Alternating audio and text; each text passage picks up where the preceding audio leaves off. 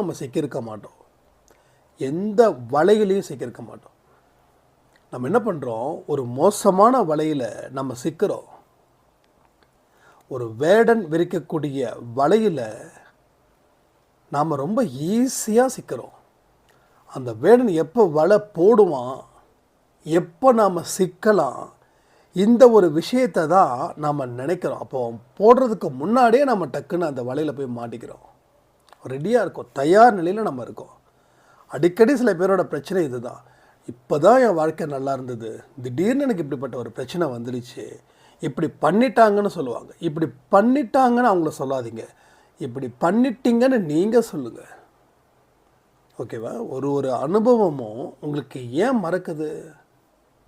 படிக்கிற மாதிரி அந்த படிப்பை அந்த ஸ்டாண்டர்டில் மட்டும் படிச்சுட்டு நம்ம மறக்கிறோம்.